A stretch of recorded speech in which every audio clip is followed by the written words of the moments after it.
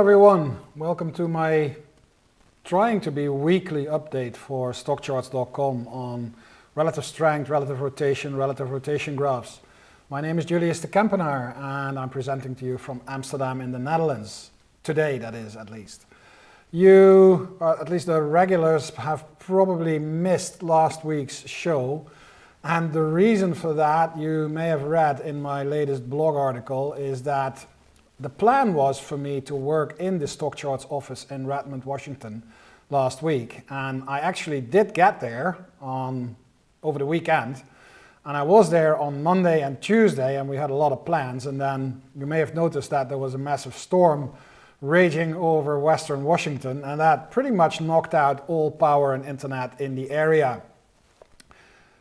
That meant staying in a pitch black hotel room, pitch black hotel, no power, no lights, of course, no hot water, no nothing, and trying to hop from coffee shop to coffee shop, and that's not the Amsterdam type of coffee shop, that's an American coffee shop, so from Starbucks to More to Five Stones, everywhere where there was a little bit of power, trying to get everything powered up and plugged in. And creating digital content was, let's say, a challenge. So didn't work last week. We're back now. I'm back home in Amsterdam, and for this week I want to do a thorough update and go over all 11 sectors in the S&P 500 using the offensive, defensive, sensitive breakdown, see what those groups tell us, and look at the individual charts for these sectors.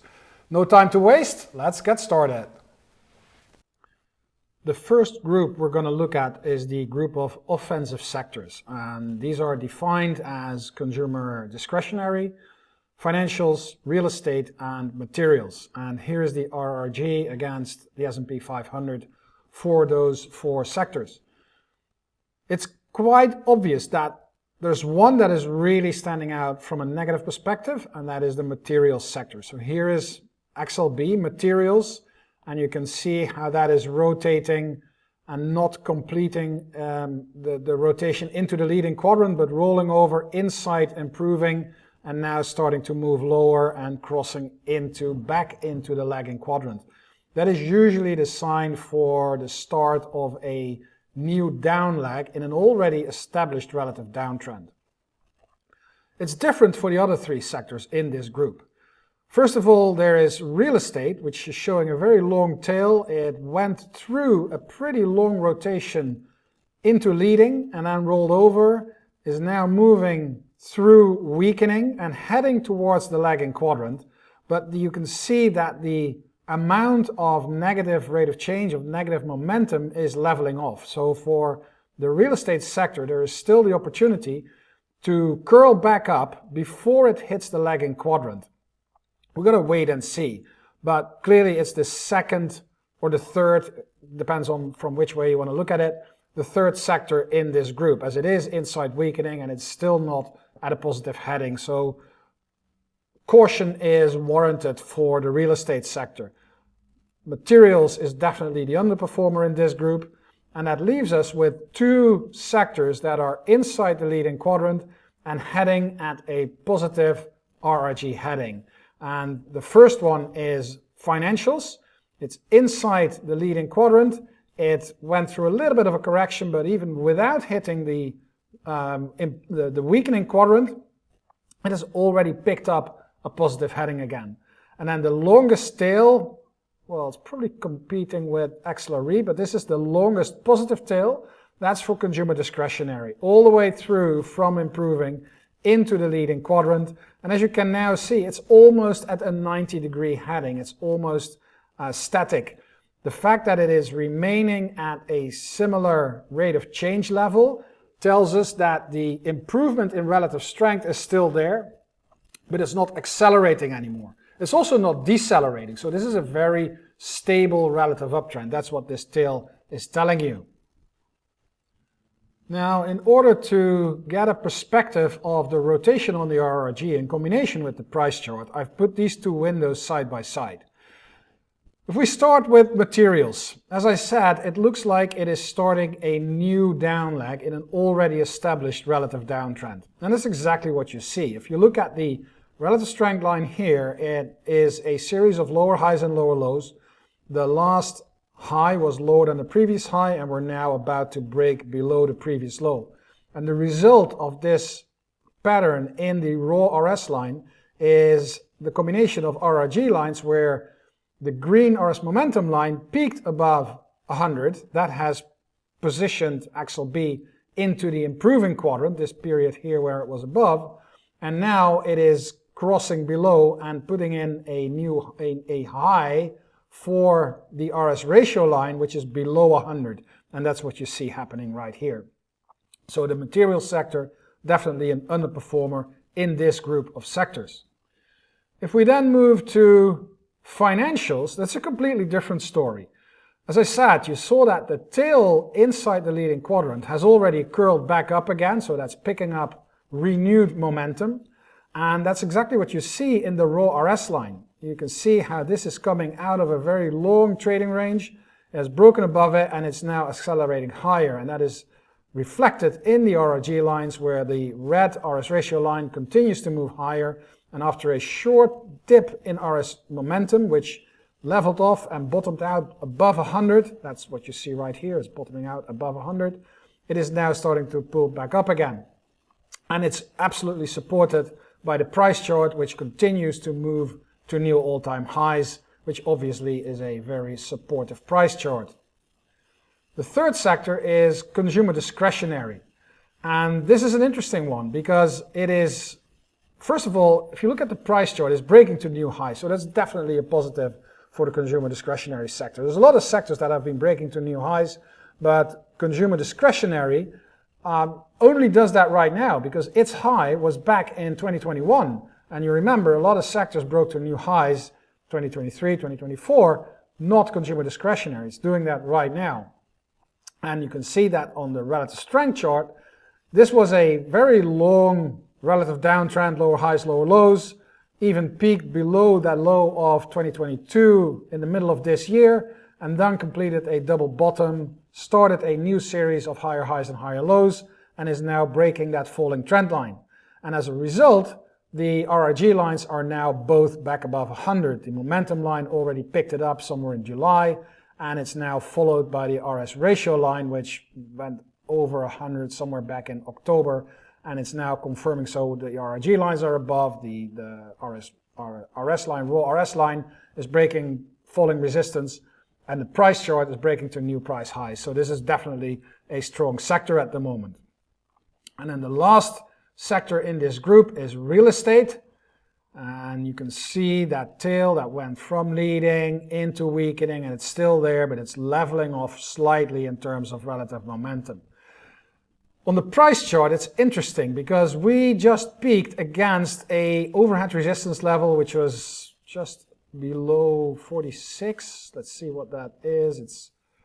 Let's say 45. Let's round it off at 46. But what I think is interesting is right now, because I'm recording this on Tuesday during the market open. This is a weekly RRG, but you can see that on Monday, real estate opened with a gap, and that gap brought us out of that, what I think is going to be a flag formation on that weekly chart, which is pretty bullish. The only hurdle that we need to take is that 46 resistance area. So if this breakout continues this week, and either this week or next we can break above that 46 resistance level, I think we will see a massive buy signal for the real estate sector, and eventually that will drag up the relative strength line. You can see how that is already slowly starting to improve. We're well above the previous low. We're kind of moving sideways now, and that's where you can see, it's hard to see, but the rate of change is now slowing down, and that's what you see right here. So a little wait and see, but the breakout of that flag type pattern is pretty strong, I think, and that should eventually have a positive effect on the relative strength for the real estate sector inside this group of offensive sectors. So if we wrap it up for this offensive group, then I think we have two sectors that are definitely on the positive side. We have one sector, materials, which is definitely on the negative side, and we've got real estate, which is going through a corrective phase, but still has the possibility to actually curl back up. So all in all, I think this group of offensive sectors is going to be supportive for a move higher in the near future. The second group is the group of defensive sectors, and those are utilities, healthcare, and staples, consumer staples. And what we see here is a very clear, uniform rotation at a negative RRG heading, where staples and healthcare are deep inside the lagging quadrant, and utilities has just rotated from leading into weakening. Now, if you remember, these sectors were picking up relative strength rapidly a long time before the election. So if we scroll back through time, you can see that here, these sectors, and so this is in August, started to really pick up, sending some absolute warning signals for caution, because when defensive sectors are starting to outperform and do really well versus the market, that's usually a sign that investors are moving out of more offensive or sensitive sectors into defense, and that usually happens when the market in general is under pressure. And that happened during that period of time. But if you look after, so the end of August, and we scroll forward, then you see that that improvement continues all the way up into December 13 we are now. Continue, and then here at the end of September we see healthcare and staples starting to roll over, followed by utilities in the week of October 11, and then that movement, that uniform movement out of defense is continuing, and then we go into the elections, and that is the week of November 1. This is the week of the elections, and then you see that watch the distance between the nodes after this period. You will see that they increase, so they start increasing, indicating an acceleration of that move lower or back down into the lagging quadrant or further into weakening. So all in all, this group as a whole is sending a risk-on message since, let's be a little conservative, so since mid-October when they started to roll over. It was a very early signal, but it was definitely there. And we're now here, and it looks as if we still have some more underperformance to go. If you look at the performance figures for these three sectors over the last 10 weeks, then you can see that, let me sort them here, they have all underperformed the S&P. So the S&P did 5.3, and all others, all three defensive sectors were well below 5.3. Healthcare even lost almost 6%, so that is a relative performance of over 11% in 10 weeks' time. That's pretty serious. Now let me get this side by side to look at these rotations in combination with the price charts. Here is the RRG for the defensive sectors, side by side with the individual charts. Let's start with utilities. If we start with utilities, you see that the tail is inside weakening. It's still on the right-hand side, indicating a positive relative strength. And that is kinda the case, I think. If you look at this, then the algorithm has picked up that there's a bottom in place here, and it's looking for a move higher in relative strength. If you look at the chart of the raw relative strength chart, you can see that it's pushing against resistance. So in order for this trend to actually continue, this RS line needs to break above resistance in order to keep the RS ratio line above 100 and take the RS momentum line back above 100. True, there is still a possibility for utilities to curl back up and make that move. So inside defensive, utilities is probably the best positioned for outperformance in both relative and price, but we do need to break resistance. And a similar story, a similar case is for the price chart, because you can see that the price chart of utilities is still well intact, a nice series of higher highs and higher lows, but we're now pushing against that overhead resistance here at, it's probably going to be 83. Let me inspect that. So that high of this bar here is 82.38, 82.50. 82.50 is the high. We're currently 82.46. So we're really close to that overhead resistance level. If we break that, it means another confirmation that this uptrend, series of higher highs and higher lows, is intact, and we may expect a continuation higher in terms of price. Does that automatically mean that we will see positive relative strength? No, not necessarily. As long as the S&P is increasing faster, is accelerating faster than utilities, we will see relative strength line under pressure. So on both scales, price and relative, we are awaiting a breakout. If the price breaks, but it can't keep up with the S&P 500, you will see a more sideways move in relative strength. All in all, it's the best tail, the best sector inside defensives, but when we compare it to, let's say, the offensive that we just looked at and the sensitives that we will look at later, it's definitely not one of the better sectors. Let's move over to consumer staples. Here is a tail that's well inside the lagging quadrant. It's picking up a little bit over the last 2 weeks, 1 week, where it's starting to curl back up. But the trend is very, very clearly further into the lagging quadrant. And you can see that happening with those RRG lines rapidly moving lower after the turnaround here in relative strength in the ratio itself. If you look at the price chart, it's actually looking pretty good. We saw that flag type chart in the real estate sector, and we see a similar type pattern here in consumer staples. This is also a weekly chart. I would probably label this as a descending triangle, which is also a positive short-term pattern, and we break out of this consolidation pattern. It indicates a move higher, but it all depends. So this one could move higher. It's the same as with utilities. They could move higher if they break out, but it all depends in terms of that strength whether they can keep up with the move in the S&P 500. If they move up, but the S&P moves faster, then relative strength will remain under pressure. So here also, overall, not a bad chart, but putting it into the bigger picture, which is what we do with an RRG, it remains a sector which is on a relative basis under pressure, despite the nice move and the nice breakout that you can see on the price chart. There are simply better sectors around.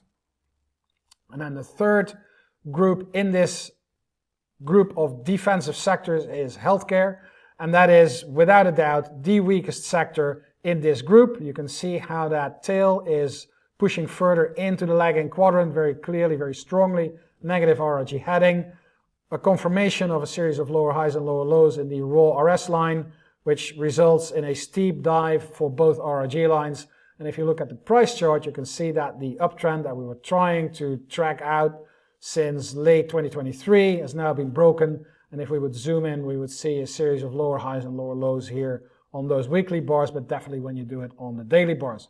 So as a group, the defensive sectors are a lot weaker than the offensive sectors. So the one-on-one comparison, offensive sectors, defensive sectors, already plays out in favor of offense.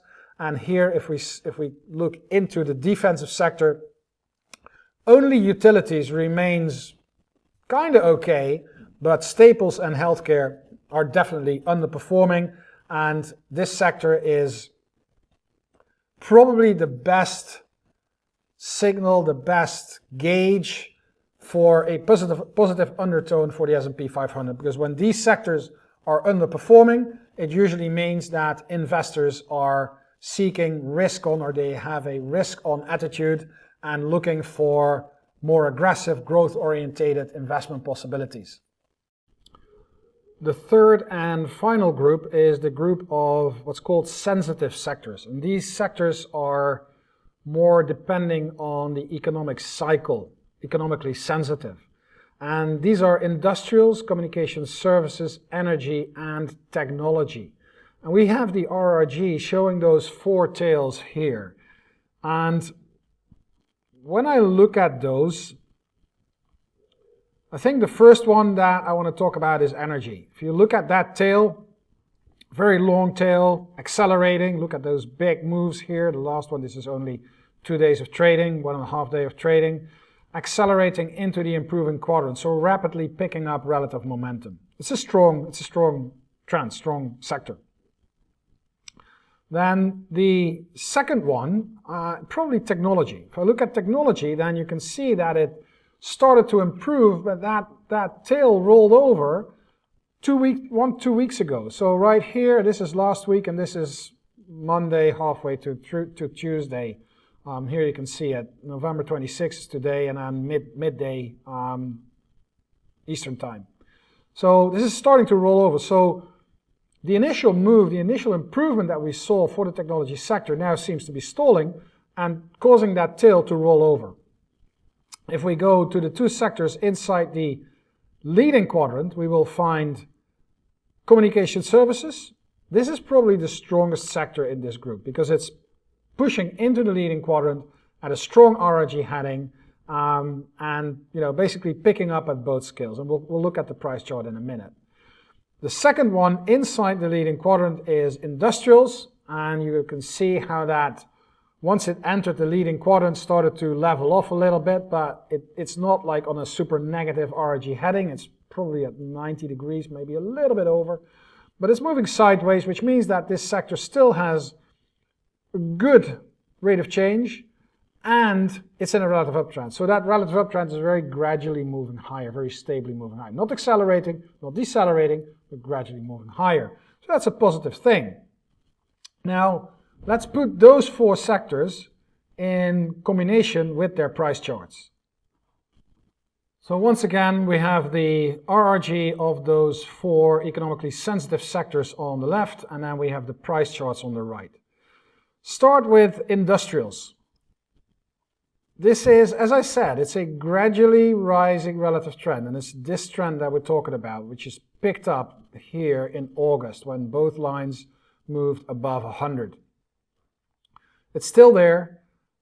The only caveat, and it's a pretty subjective matter here. If you draw trend lines is a subjective thing to start with, but I think it sometimes gives you a good indication of what you may expect. And what I notice here is that this long uptrend, which connects all these previous lows, it was broken, which was a negative, and now we're pushing. And here also you can actually apply the rule that all support becomes resistance.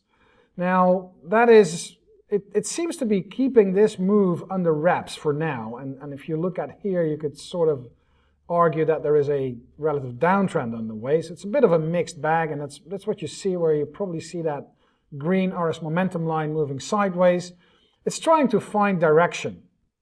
If you look at the price chart, the direction is super clear. We have a nice series of higher highs and higher lows. It's getting confirmed, and even this week we are again pushing to the all-time high, and if we break that, it's another confirmation of that uptrend. So I'm not gonna shoot it down immediately. The only thing that I'm going to keep an eye on is this development here in the raw RS line. If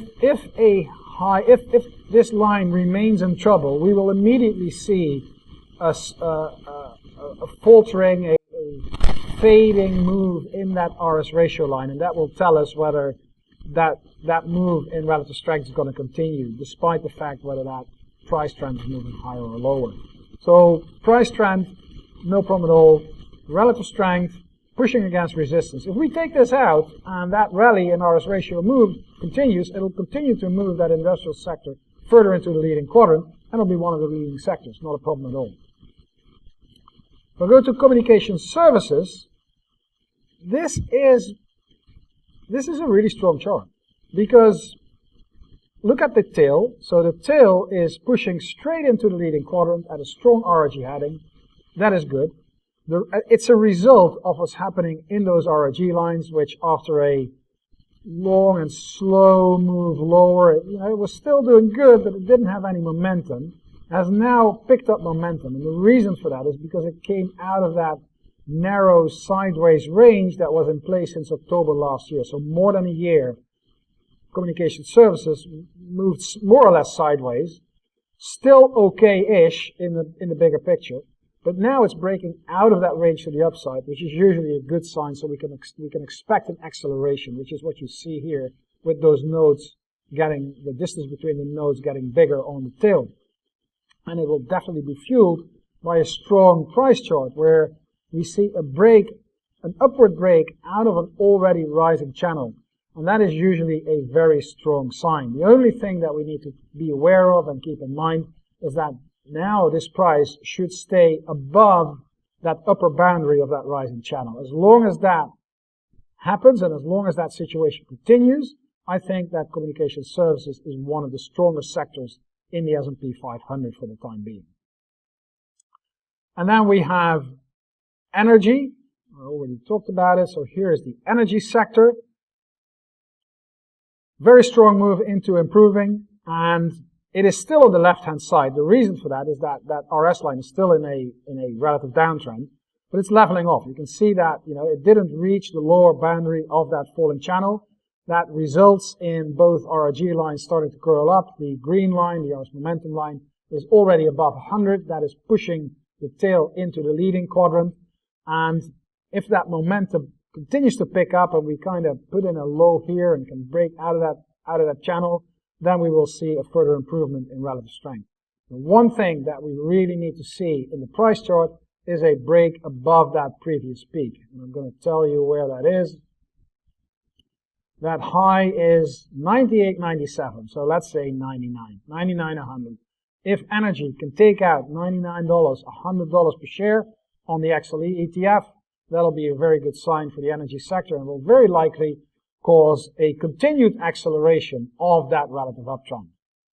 And then finally, maybe the sector you've all been waiting for, technology. And technology is not as glamorous as it used to be anymore. You can see that it picked up, but it picked up momentum, but it never picked up relative strength. It never really moved to the right.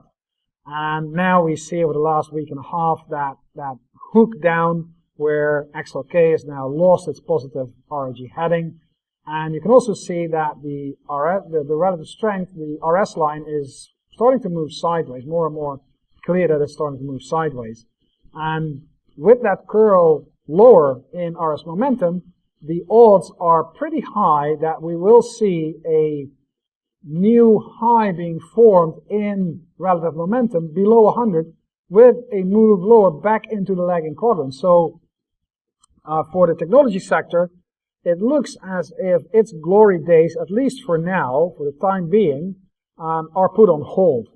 Technology is not the strongest sector anymore. It is capped under overhead resistance, and we've seen a few other sectors that are now pushing against overhead resistance. But look at technology. It's doing that already since October. So all these weeks, we're trying to break above that overhead resistance level, and if we cannot break it, and eventually the market will get tired and will not be able to break it and is moving lower. The price uptrend is obviously still there, so it's not immediately a super negative sector. But if you want to outperform the S&P 500, technology is not the place to be for the time being. That brings me to the end of this video. We've looked at all three of those groups: offensive, defensive, and now sensitive. The biggest sector, technology, is under pressure. But if you look at the bigger picture with, as I said, the defensives all on a negative heading, which is a clear message for a risk-on attitude from investors. We saw offensive sectors, cyclicals, doing pretty well overall, and we now see the economically sensitive sectors. Basically, all three are doing pretty good. The only one that is not as strong as the others is technology, and it's still, the trend, the price trend, is still pretty good. So overall, I think that this entire look of sectors, breaking them down into offensive, defensive, cyclicals, is underscoring a further improvement for the S&P 500, for the general market as a whole in the next few weeks. And let's wrap all of that up with a quick look at the daily chart for the S&P 500. It's the most granular and we see that the uptrend series of higher highs and higher lows is fully intact. A couple of interesting moves recently with a big island here, like on the, we see the break upward, consolidation, and we break down with a gap, and we see this island with a huge gap up on the day after the elections. That put in a new high, and then we see an island reversal down, which is very interesting. Island up, island down. Without knowing this follow through, I would actually argue that this is a more important island than this one, because island reversals are reversals, and reversals should take place at the end of a trend. So this one should be less reliable than this one. However, the market has been responding perfectly fine to the old resistance level, acting as support for 1, 2, 3, 4 days before taking off again. And we're now pushing against overhead resistance, and we've seen that in a couple of sectors. So if we would only be looking at the chart of the S&P 500, I would say that we do need to take out 600 in the S&P 500. So the level is 599.64, 600.17. So when we clearly clear 600 in SPY, that'll be the trigger for a continuation of the current rally. And as we've just seen, the undertone for the various sectors, except for technology, which is obviously the most important sector in the group, but the undertone in general is pretty good. And we'll have to wait and see whether this market can break that 600 level without the participation of technology. But I'm going to argue that this market is able to do that because technology is not crashing, it's not coming down, it's just not moving up as fast as the rest. So as long as technology keeps pushing, maybe takes out that high that we just saw without accelerating, then at least it's not going to be a drag for the S&P 500. So as long as technology remains at its current levels and slowly move higher, it'll not be a drag for the S&P 500, and we've got a ton of other sectors that are ready to push the S&P 500 higher. Thanks again for watching, and I'm sorry about missing last week. We'll do our best to do this on every week, Monday or Tuesday, start of the week. I hope you like the show. Let us know in the comments anything. Also how you like the new interface of RRGs. Pretty good comments in the first video that we did on that. Anyway, thanks for watching, and I'm hoping to see you again next week, same time, same place.